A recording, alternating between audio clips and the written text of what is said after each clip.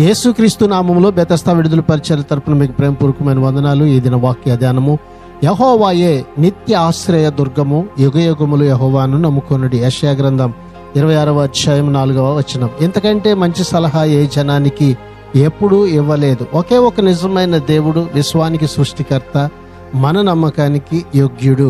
ఆయనపై ఆధారపడిన వ్యక్తికి సహాయం చేయకుండా ఉండేవాడు కాడు.